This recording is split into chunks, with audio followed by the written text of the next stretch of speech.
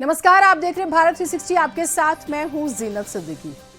सियासत में एक कहावत है कि नेता वही होता है जो दिखता किसी और का है और हो किसी और का जाता है।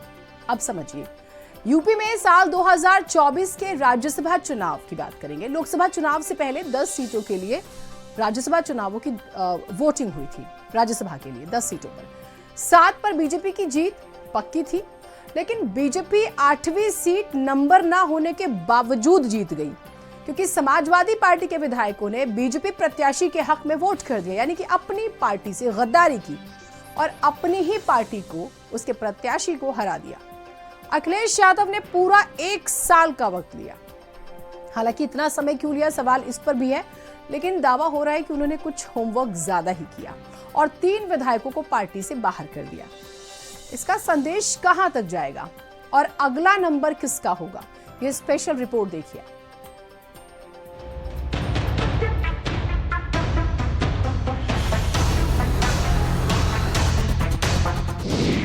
2024 में पार्टी को दिया धोखा।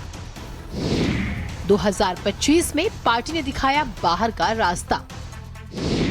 2027 में क्या होगा इसका असर। समाजवादी पार्टी ने बाकी 3 विधायकों को पार्टी से बाहर कर दिया। बाहर किए गए विधायकों में जो नाम शामिल है वो जानिए। राकेश प्रताप सिंह अमेठी लोकसभा की गौरीगंज विधानसभा से विधायक हैं। अभय सिंह अयोध्या लोकसभा की गोसाईगंज विधानसभा से विधायक हैं। मनोज पांडे रायबरेली लोकसभा की ऊंचाहार विधानसभा से विधायक हैं। ये 3 नाम शामिल है जिन्हें पार्टी से बाहर का रास्ता दिखाया गया है। सपा ने विधायकों को पार्टी से बाहर करते हुए जो ट्विटर पर लिखा वो भी जानिए। जिन 3 विधायकों पर कार्रवाई की गई है उन्हें हृदय परिवर्तन के लिए अनुग्रह अवधि दी गई थी, लेकिन इसकी समय सीमा समाप्त होने के बाद भी जब उनके व्यवहार में किसी तरह का परिवर्तन दिखाई नहीं दिया तो पार्टी ने ये एक्शन लिया है। हालांकि बाकी 5 बागी विधायकों को उनके अच्छे व्यवहार की वजह से छोड़ा गया है। आपके लिए जानना ये जरूरी है कि इन विधायकों पर क्या आरोप रहे और इन्होंने किया क्या था। 2024 में लोकसभा चुनाव से पहले 10 राज्यसभा उम्मीदवारों का चुनाव हुआ। इस चुनाव में सपा ने 3 और बीजेपी ने 8 प्रत्याशी उतारे।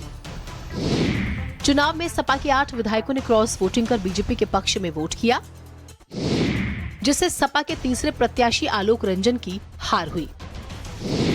बीजेपी के पास नंबर नहीं होने के बावजूद 8वें उम्मीदवार संजय सेठ चुनाव जीत गए। बीजेपी ने कहा सपा के विधायकों ने अंतर आत्मा की आवाज सुनकर वोट किया। सपा के क्रॉस वोटिंग करने वालों में अभय सिंह, राकेश प्रताप सिंह और मनोज कुमार पांडे के अलावा पूजा पाल, राकेश पांडे, विनोद चतुर्वेदी, आशुतोष चतुर्वेदी और महाराजी देवी के नाम भी शामिल थे। वैसे पार्टी ने इनके खिलाफ कोई कार्रवाई नहीं की। उधर अपने ऊपर हुई कार्रवाई के बाद विधायकों ने अखिलेश यादव पर ताबड़तोड़ कई आरोप लगाए। सीधा सीधा कहा पार्टी का शीर्ष नेतृत्व तुष्टीकरण की राजनीति करता है। हमेशा सही बात को बोलते रहना चाहिए। विधायक रहो ना रहो, किसी पद पे रहो ना रहो, आपका सम्मान बना रहेगा।